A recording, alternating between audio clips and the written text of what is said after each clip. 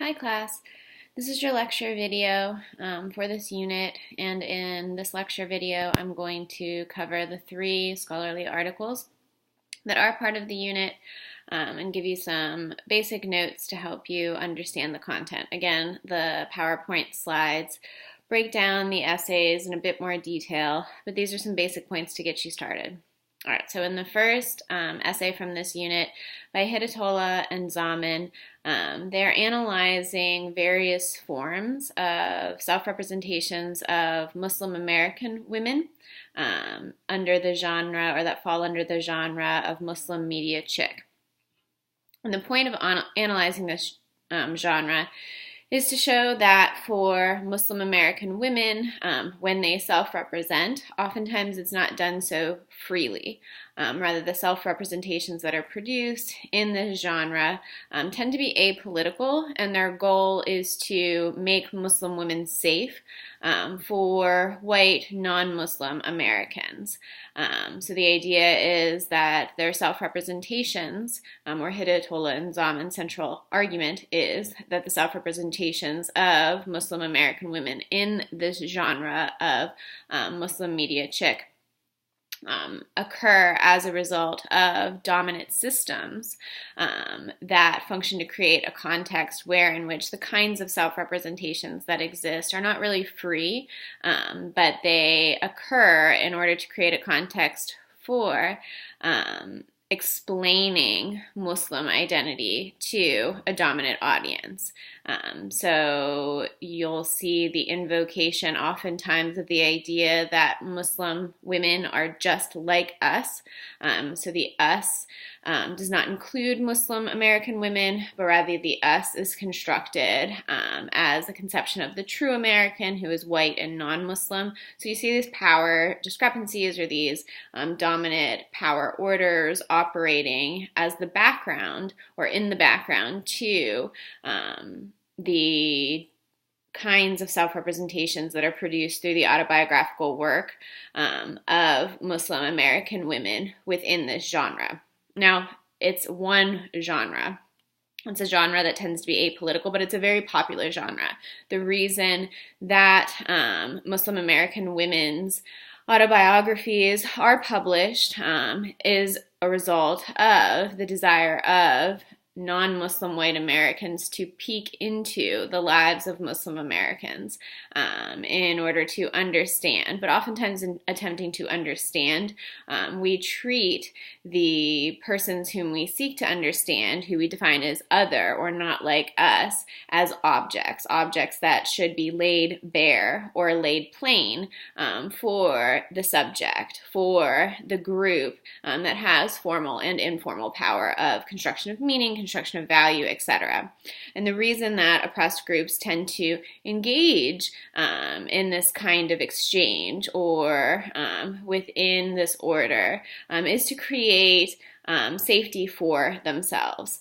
So in order to create a context in which Muslims aren't feared, or to create a context in which there can be assimilation, which can benefit individually Muslim families, the endeavor is undertaken. But that doesn't mean that there aren't problems underlying the structure of the endeavor itself.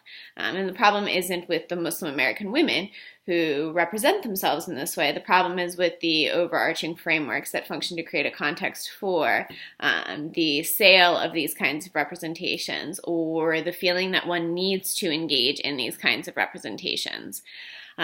So what ends up happening is a form of confession a confession of self that isn't really self-chosen. It's a confession of self that occurs through seeing the self through the lens of the dominant group. So you seek to dispel myths about your group, or you seek to dispel, in this case, myths about Muslim Americans or Muslim American women. Specifically, you seek to dispel the idea that Muslim American women are universally oppressed, or the idea that Muslim American women don't enjoy the kinds of cultural undertakings that white non-Muslim Americans do, etc. So it creates a context in which Western hegemony is never really questioned, and where the dominant gaze isn't really questioned. And this is the dominant problem that Hidetola and Zaman are drawing attention to in their essay. And they'll use examples. There are some examples in the lecture notes, the lecture PowerPoint notes, that are more parsed out for you in detail. All right, so the second essay is by Badarun and looks at specifically the construction of publicity and privacy, or the public and the private, in South African Muslims who are queer and of color. So we're looking at the intersections of identity.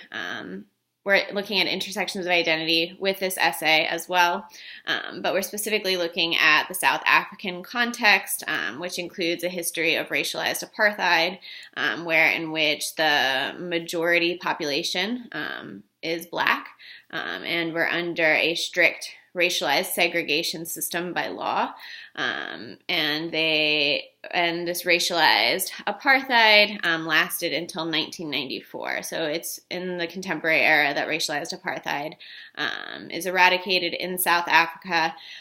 Today, the Black majority population rules, but the effect of colonialism, a history of colonialism, a history of racialized apartheid, is in effect in the way in which Black South Africans comport themselves, specifically in relation to sexuality and sexual orientation, and also in terms of gender identity. So a legacy of colonialism can produce the circumstances in which queer identities are oftentimes relegated to the realm of the private, as a result of the need of Black South Africans in this case, feeling as though they have to perform identity perfectly, where perfectly is contained by heterosexuality and straight gender identity, i.e. cisgender man, cisgender woman, and they experience pressure to conform to these straight gender and sexual orientation norms in order to show that they are capable of ruling, that they have internalized good and proper values or morals, and that they are legitimate rulers of South Africa.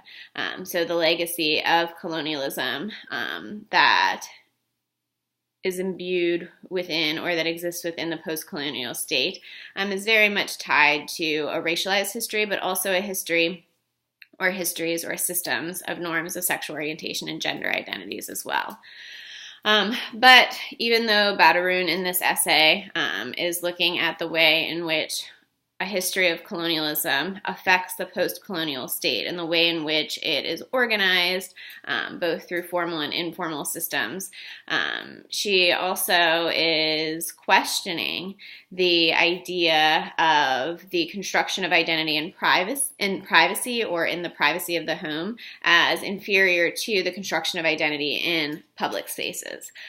So it's within a patriarchal context that we are taught and that we internalize and that we come to understand that what we do in public is more important than what we do in private, and that our true identity exists out in the public space. And Badarun is questioning this, and questioning this through looking at queer Muslim South Africans' self-representations and the kind of freedom that can be built in the privacy of the personal home. And this is going to connect to the TED Talk videos in this unit as well. The notion of hijab or covering is also a notion of privacy, and is connected, and this connection is drawn out in Badarun's essay as well. The two TED Talks are going to problematize the idea of veiling as oppressive for Muslim women. In the United States, white non-Muslims tend to see veiling or practicing hijab as oppressive, as an oppressive practice, and as indicative of the oppression of Muslim women. And this is going to be dispelled as a myth. In one of the TED Talks, the other TED Talk is going to show you that there is feminism present within Islam itself. So through these self-representations, we're going to push back on some of those dominant narratives that exist about Muslims, and specifically about Muslim women within an Islamophobic, anti-immigrant society. All right, so finally, in this unit, we're going to look at Mohanty's famous essay, Under Western Eyes. And this essay is really important to understanding power discrepancies that exist between global North countries and global South countries, or what is sometimes referred to as developed or developing countries. That binary is referred to as developed or developing, or first world and third world. And the purpose of this essay, again, is manifold, is multifold, but I'm going to concentrate on two purposes. So generally, the general theme of this essay is to show the way in which the dominant gaze that exists within our global atmosphere or our global shared social world is not just masculinist, it's not just heterosexual, it's not just cisgender, it's not just white, it's also Western. So Mohanty is revealing the extent to which Western hegemony functions to create a context for the oppression of peoples of the global South. And specifically through the utilization of this term, third world women, it creates a context in which peoples of the third world, and especially women who live in the global South, are framed as belonging to a universal class or caste or group, when this simply isn't the case. Another common way in which this occurs within our country, within our culture, within the U.S., is through the way in which Africa is oftentimes referenced as a monolith, as though there are not many African nations, as though there are not many cultures that exist within individual African nations.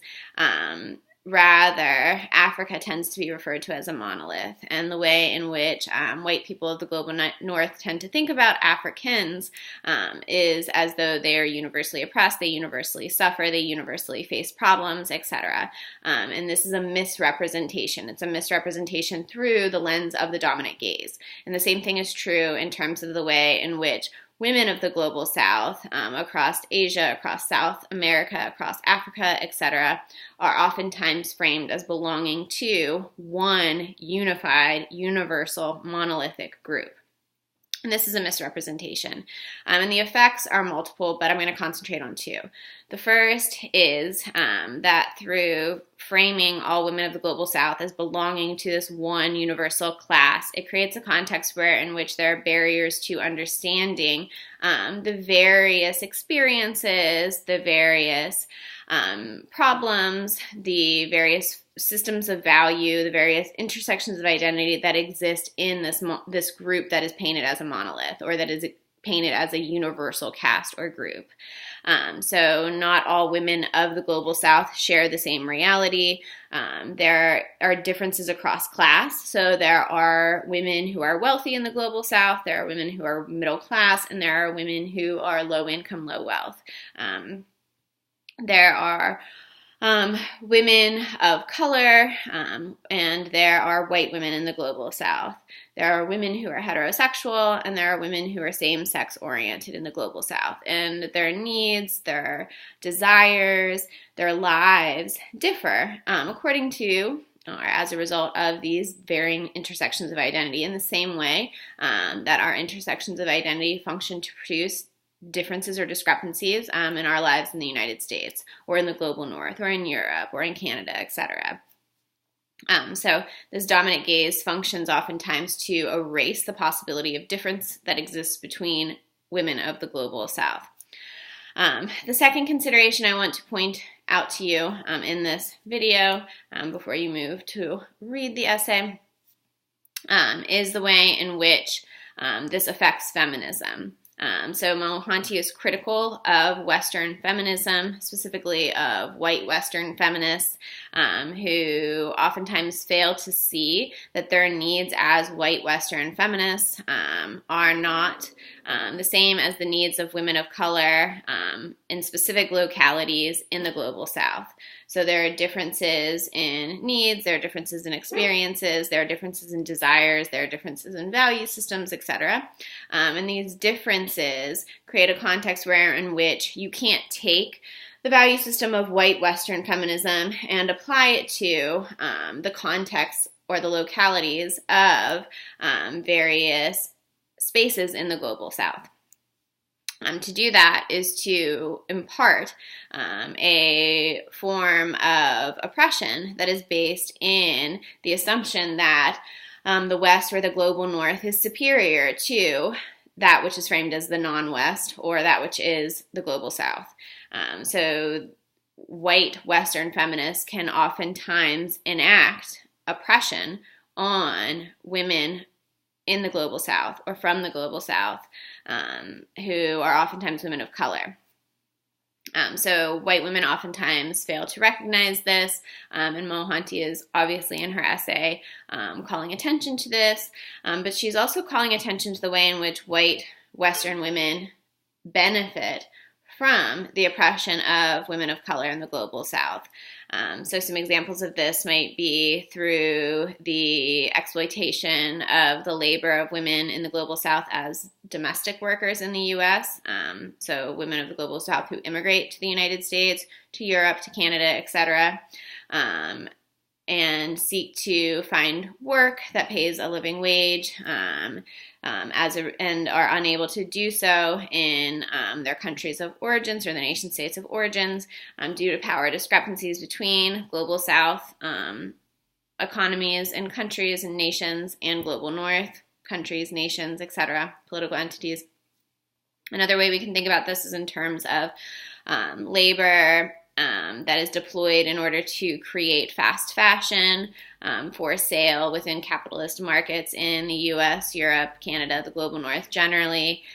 So in order for prices to remain very low, there has to oftentimes be the exploitation of labor, and those that are exploited are oftentimes women in the global South working in factories, oftentimes working in unsafe conditions, etc. So white women who identify as feminist or do not, often in the global North, oftentimes benefit from the direct oppression of women of the global South. So Mohanty's essay is also calling attention to that. And finally, she's calling attention to the way in which white women who identify as feminist, who seek to save women of the global South through policy interventions, activism, etc., oftentimes do so not in order to necessarily uplift women of the global South, because if they wanted to uplift women of the global South, they would talk to women of the global South. They wouldn't refer to women of the global South in these terms that treat them as though they are a universal class. They would focus on localities. They would engage in conversation with women of the global South, but oftentimes that doesn't occur. So the intention of white Western feminists is oftentimes to engage in a form of feminism that paints them as saviors and doesn't effectively create a context for benefit in the lives of women of the global South. So the gain is inevitably not in the lives of women who live in the global South, but in the lives of white Western feminists who are able to think of themselves as good moral people through saving people of color or acting as though they want to save people of color in the global South. So this harkens back to some of the early materials we covered. So what should be happening is a conversation, a consideration of intersections. As Hooks shows, it's not enough just to engage in a form of lifestyle politics where you don't question the ways in which your own choices function to create the context for oppression of others, whether others that live right beside you in your neighborhood or others who live many miles away from you, continents away from you. So if we don't engage in reflection upon the ways in which the choices we make function to create effects in the lives of others, then we're not really engaging in a kind of politics that is revolutionary, that is questioning those roots of interactions in and of themselves. All right, that is it for this lecture video. The assignment load for this unit is relatively light. You have a quiz and a discussion board, so you should be working on your final papers at this point. Your papers have been approved or they have not been approved, and you need to ensure that you're working on polishing them, writing them, and then polishing them for your final submission. Don't wait until the last minute. If you do, oftentimes your paper will not be as polished as you desire. The argument that exists internal to the paper structure will not be as strong. So just make sure you're working on your papers. All right, have a good week.